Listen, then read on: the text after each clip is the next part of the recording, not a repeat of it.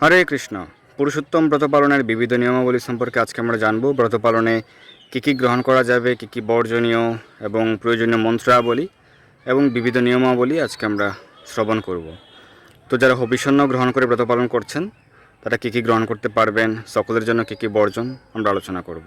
তো হবিষণ্য গ্রহণের ক্ষেত্রে কী কী গ্রহণযোগ্য: ঘি, গম, আতপ চাল, মুগ ডাল, জব, আদা, গোল আলু, মিষ্টি আলু, কাঁচকলা, ফুলকপি, কন্দমূল বা শাক আলু, মটর, কাউন, শ্যামাদানা, সাবুদানা, কাজু বাদাম, কাঠবাদাম, কিশমিশ, বাদাম সেদ্ধ, কাঁকুড় বা বাঙ্গি ফল, কলা, অনুদ্ধৃত দুগ্ধসার অর্থাৎ মাখন তুলে নেওয়া হয়নি এরকম দুগ্ধ, আম, কাঁঠাল, আঙ্গুর, আপেল, কমলা, মাল্টা, লেবুর রস, ইক্ষু, হরিতকি, পিপ্পলি, জিরা, তেঁতুল, আতা, আমলকি, ইক্ষুজাত চিনি, মিশ্রি, বাড়িতে বানানো খাঁটি দধি, মাখন, ছানা। কিন্তু একাদশীর ক্ষেত্রে এই পুরুষোত্তম মাসের দুটো একাদশীতে কাউন, শ্যামাদানা, বাকুইট প্রভৃতি অবশ্যই বর্জন করবেন। নির্জল উপবাস অথবা ফলমূল গ্রহণ করে একাদশী ব্রতগুলো পালন করবেন। তো পুরুষোত্তম মাসে হেলেঞ্চা শাক, বেতু শাক, লাউ শাক কেউ চাইলে গ্রহণ করতে পারবেন। হবিষণ্যের ক্ষেত্রে কী কী বর্জন রয়েছে: সকল প্রকার তেল, মশলা, পাঁচ ফোড়ন, সাধারণ যে নুন, বিট নুন, শিম, বরবটি, গাজর, মূলা, বেগুন, সাজনা, লাউ, ছোলা, মসুর ডাল, মাসকলাই ডাল, তিল, সরিষা, মধু, কুলকর্কটি ফল।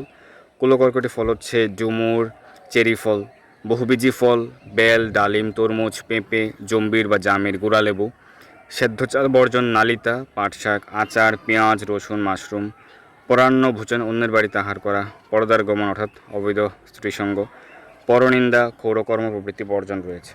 আর সকলের জন্য কী কী বর্জন রয়েছে? সকলের জন্য হচ্ছে আপনারা তিন প্রকার যে শাক আমরা বলেছিলাম সেগুলো ব্যতীত অন্যান্য সকল শাক বর্জন। কলমি শাক সকল মাসেই প্রতি মাসেই বর্জন। এছাড়া পেঁয়াজ, রসুন, মসুর ডাল, মাশরুম সহ সকল প্রকার আমিষ দ্রব্য অবশ্যই সকলে বর্জন করবেন। আপনার সকলে পালন করুন বেশি বেশি হরিনাম জপ, ভগবানের সেবা পূজা, ভগবানের চরণ কোনো তুলসীপত্র পুষ্প অর্পণ, দীপদান, প্রাতঃস্নান প্রভৃতি করার মাধ্যমে আমরা ভগবানের সন্তুষ্টি বিধান করতে পারি। ভগবান শ্রী পুরুষোত্তমের বিশেষ জপ মন্ত্র রয়েছে, বিশেষ জপ বা প্রার্থনা মন্ত্র, সেটি আপনারা প্রতিদিন পাঠ করতে পারেন, জপ করতে পারেন। একবার হোক, 8 বার, 11 বার, সেটি 21 বার, 56 বার, 108 বার, আপনার সুবিধা মতো আপনি জপ করতে পারেন যত বেশি সংখ্যক সম্ভব।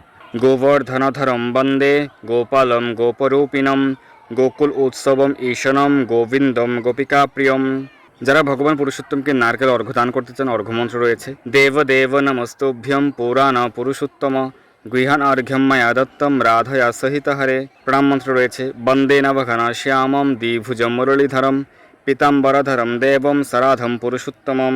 ভগবানকে পুষ্পাঞ্জলি এবং তুলসীপত্র নিবেদনের মন্ত্র: এষ সচন্দন গন্ধপুষ্পৈ শ্রীকৃষ্ণায় নিবেদয়ামি নমঃ।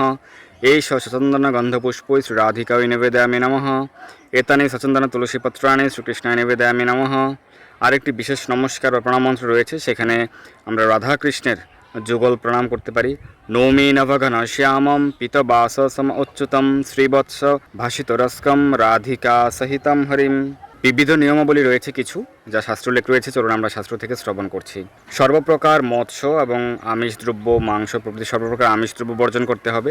মধু, কুলকর্কটি ফল অর্থাৎ ডুমুর, চেরি জাতীয় ফল, সরিষা এবং এই দ্রব্যগুলি অবশ্যই সকলে পরিত্যাগ করবে। দ্বিদল অর্থাৎ ছোলা ডাল, তিল, তৈল, কাঁকড়যুক্ত অন্ন, ভাবদুষ্ট, ক্রিয়াদুষ্ট, শব্দদুষ্ট দ্রব্য সকলে বর্জন করবে। পরান্ন ভোজন, অন্যের বাড়িতে আহার করা যতটুকু সম্ভব পরিহার করা। পরদ্রোহ, অন্যের সঙ্গে ঝগড়া করা, মনোমালিন্য করা, সমালোচনা করা, সেগুলো বর্জন করতে হবে। পরদার গমন, অবৈধ স্ত্রীর সঙ্গে বর্জন করতে হবে।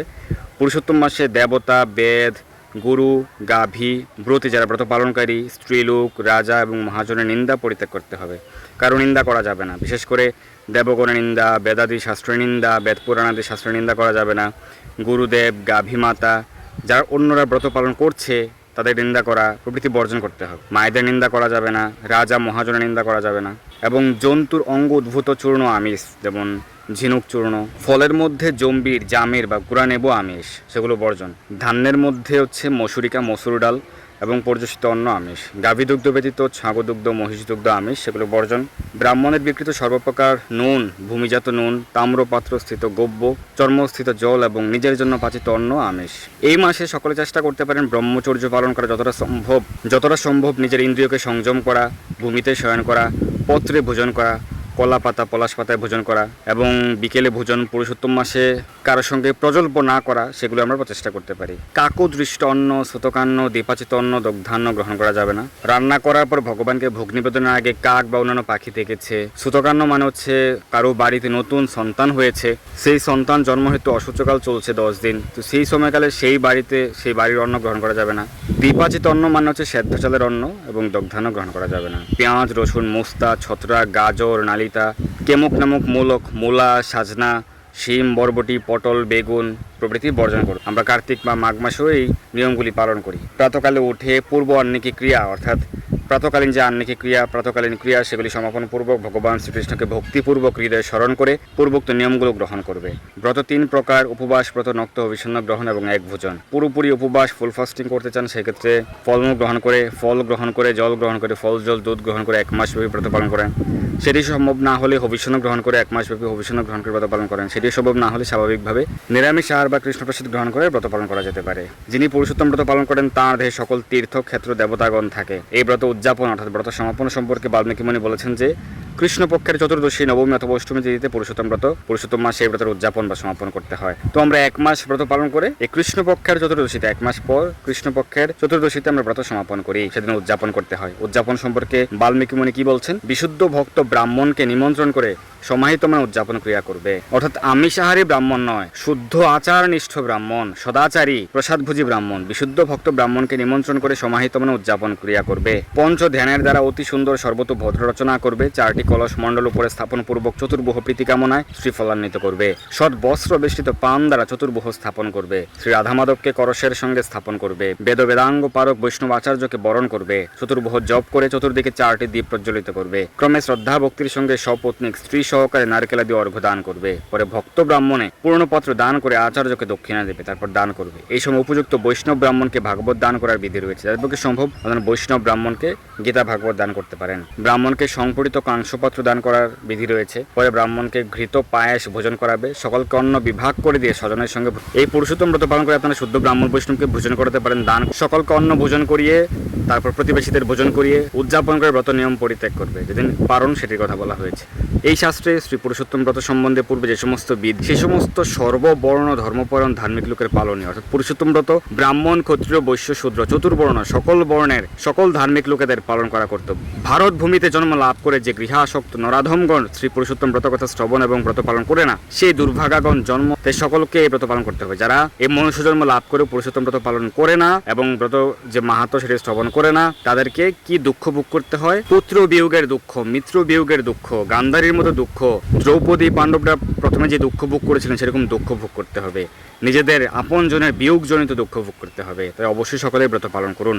সকলে অবশ্যই আমিষ দ্রব্য বর্জন করবেন 1 মাসব্যাপী, যাদের পক্ষে সম্ভব অভিসন্ন গ্রহণ করা। পরসজ্জায় শয়ন অর্থাৎ অবৈধ স্ত্রীসঙ্গ বর্জন করতে হবে। অনিত্য বিষয় আলাপ করবে না। পরান্ন ভোজন, অন্যের বাড়িতে আহার করা, পরকার্য করবে না। বিত্ত স্বার্থ পরিত্যাগপূর্বক ব্রাহ্মণদিগকে দান করবে। কৃপণতা না করে অবশ্যই দান করবেন, কারণ ধন থাকলে কৃপণতা করা রৌরব নরকে গমনের কারণ হয়।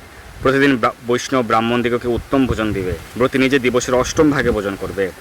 যারা প্রতিদিন এক বেলা অভিসন্ন গ্রহণ করতে চান দিবসের 8ম ভাগে বিকেলে ভোজন করবেন। সেটি সম্ভব না হলে সকালে এবং বিকেলে অভিসন্ন গ্রহণ করবেন। ইন্দ্রদুম্ন, যৌবনাশ্য এবং ভগীরথ রাজাগণ পুরুষোত্তমকে আরাধনা করে ভগবত সামীপ্য লাভ করেছিলেন। তাই সর্বপ্রকার যত্নের সহিত পুরুষোত্তমের সেবা করবে। এই পুরুষোত্তম সেবা সকল সাধন অপেক্ষা শ্রেষ্ঠ এবং সর্বার্থ ফলদায়ক। তো এইভাবে শাস্ত্রে পুরুষোত্তম ব্রতের অনেক মাহাত্ম্য বর্ণনা করা হয়েছে। আপনারা সকলেই ব্রত পালন করুন। সকলে জয় হোক। ধন্যবাদ সবাইকে। হরে কৃষ্ণ।